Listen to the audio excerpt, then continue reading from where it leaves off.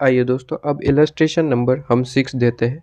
ठीक है, capital gain के अंदर आपका जो चैप्टर है कैपिटल गेन, उसमें इलस्ट्रेशन नंबर 6, हम इलस्ट्रेशन नंबर 5 तक कंप्लीट कर चुके हैं। प्लेलिस्ट की लिंक आपको डिस्क्रिप्शन में प्रोवाइड कर दी है। वहाँ पे आपको जो है पीजीबीपी रेसिडेंशियल स्टेटस सारे चैप्टर्स की वीडियो, आपको लेक्चर्स वहाँ पे दिख जाएंगे। ठीक है, तो प्लेलिस्ट में मैंने अरेंज करके ही आपको दे रखे हैं, तो आपको कोई भी इलस्ट्रेशन में प्रॉब्लम है आप वहाँ पे जाके देख सकते हैं और सॉल्व कर सकते हैं। ठीक है, आइए इलस्ट्रेशन नंबर 6 को कंप्लीट करते हैं। इलस्ट्रेशन नंबर 6 क्या कहता है? इलस्ट्रेशन नंबर 6 कहता है कि मिस्टर अभिषेक एक सीनियर सिटीजन है, मॉर्गेज करते हैं his residential house with the bank. मतलब कि वहाँ पे उनके पास कोई रेसिडेंशियल हाउस है, उन्होंने इसे मॉर्गेज करवा दिया है बैंक के अंदर, under the notified reverse mortgage scheme. Reverse mortgage scheme जो है वो गवर्नमेंट के द्वारा नोटिफाइड स्कीम है। ठीक है, रिवर्स मॉर्गेज स्कीम गवर्नमेंट के द्वारा नोटिफाइड स्कीम है। ठीक है, इसमें क्या होता है कि यहाँ पे अगर कोई सीनियर सिटीजन को पैसों की ज़रूरत है, ठीक है, सीनियर सिटीजन को कोई पैसों की ज़रूरत है, तो उनके लिए स्कीम बनाई गई। इसमें क्या होता है कि सीनियर सिटीजन अपने पास कोई अगर हाउस है रेसिडेंशियल, ठीक है, तो रेसिडेंशियल हाउस को मॉर्गेज करवा सकता है बैंक के अंदर, और उसके बदले बैंक क्या करेगा, एक इंस्टॉलमेंट के हिसाब से या फिर लमसम के हिसाब से, वो स्कीम के हिसाब से होता है। ठीक है, सीनियर सिटीजन को जैसे ठीक लगे तो उस तरीके से पेमेंट किया जाता है।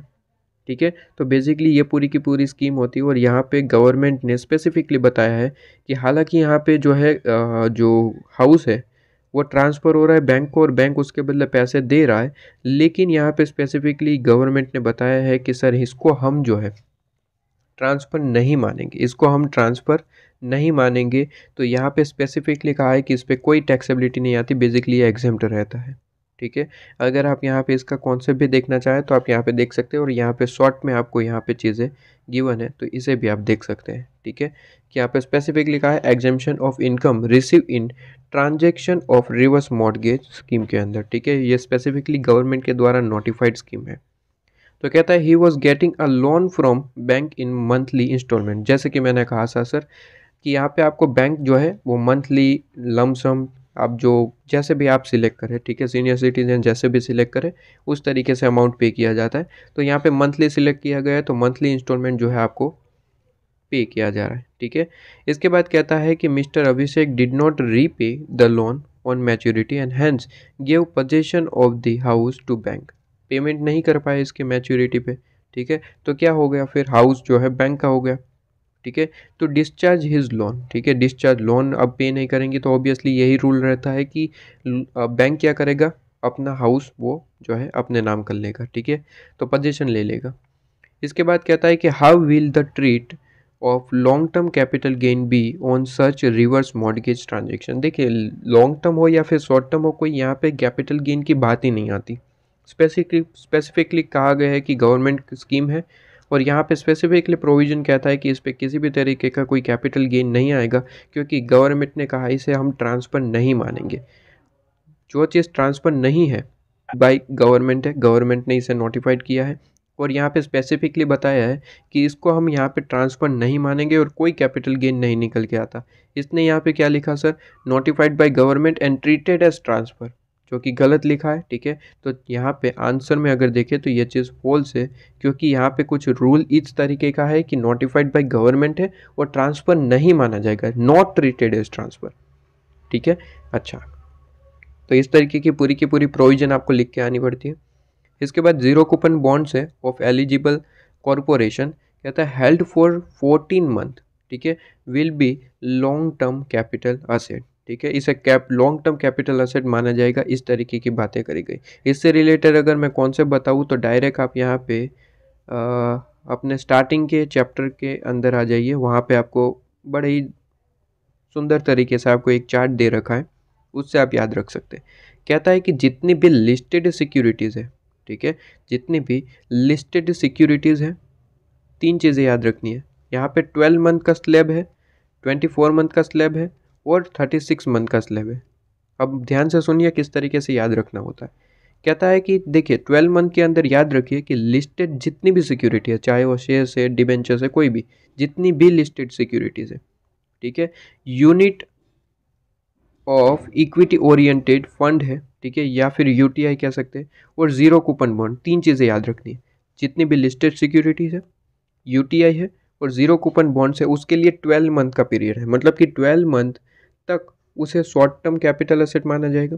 अगर 12 मंथ से ज़्यादा आप होल्डिंग है आपकी, ठीक है, इन चीज़ों में, तीन चीज़ों में, ठीक है, तो अगर इन तीन चीज़ों में आपकी होल्डिंग 12 मंथ से ज़्यादा एक्सीड कर जाती है तो उसे हम लॉन्ग टर्म मानेंगे, और उससे कम है तो उसे शॉर्ट टर्म मानेंगे। फिर दूसरा स्लैब 24 मंथ वाला आता है, कहता है कि अनलिस्टेड शेयर्स, यहाँ पे सिक्योरिटीज़ नहीं है, सिर्फ और सिर्फ शेयर्स है, मतलब कि अनलिस्टेड शेयर्स के अलावा कोई भी चीज़ होगी तो 36 मंथ में चला जाएगा, ठीक है। और लैंड और बिल्डिंग, लैंड और बिल्डिंग और बोथ, अगर ये दो चीज़ है तो 24 मंथ में, इसके अलावा कोई भी नाम दिख जाए वो 36 मंथ में, ठीक है। इसके अलावा कोई भी नाम दिख जाए इन दोनों के अलावा तो सिंपली क्या होगा सर, वो 36 मंथ में चला जाएगा, ठीक है। मतलब कि अनलिस्टेड में डिबेंचर्स कहूँ तो वो 36 मंथ में जाएगा, क्योंकि यहाँ पे अनलिस्टेड शेयर्स ही आता है, इसके अलावा अनलिस्टेड कोई भी सिक्योरिटीज़ है वो यहाँ पे चली जाएगी, ठीक है। अच्छा, ये याद रखने का तरीका होता है, 2-3 बार रीड करने से आपको याद हो जाता है। अब यहाँ पे अगर क्वेश्चन में देखें तो कहता है कि zero coupon bond, zero coupon bond मतलब कि 12 मंथ वाले स्लैब में आएगा।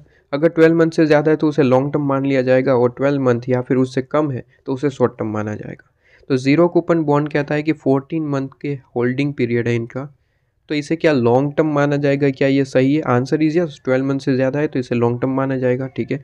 सॉल्यूशन आप देखिए ट्रू, सही है, क्योंकि इसे लॉन्ग टर्म में माना जाएगा, क्योंकि इसका मंथ का जो होल्डिंग पीरियड होता है वो 12 मंथ का होता है, लिमिट, ठीक है। इसके बाद ज़ीरो कूपन बॉन्ड है, means a bond on which no payment and benefit are receive और receivable before maturity. Zero coupon bond का मतलब ही यही होता है। जीरो कूपन बॉन्ड, जीरो जैसे जीरो लिखने का कारण ही यही होता है कि जीरो कूपन बॉन्ड का मतलब होता है कि जितना भी बेनिफिट मिलना है वो डायरेक्ट आपको मैच्योरिटी पे मिलेगा, मतलब कि बीच में किसी भी तरीके का कोई बेनिफिट आपको नहीं दिया जाता।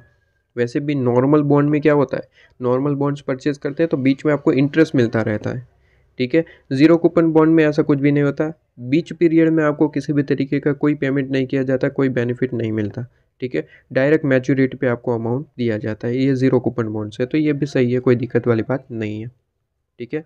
तो जीरो कूपन बॉन्ड्स अपनी लैंग्वेज में यहाँ पे लिख सकते हैं, कोई दिक्कत वाली बात नहीं रहती। एक बार सिर्फ रीड कर लीजिए ताकि आप जो है लिख पाए अच्छे से लैंग्वेज, ठीक है। तो ये आपका इलस्ट्रेशन नंबर 6 और 7 कंप्लीट होता है। नेक्स्ट इलस्ट्रेशन हम देखेंगे नेक्स्ट वीडियो में।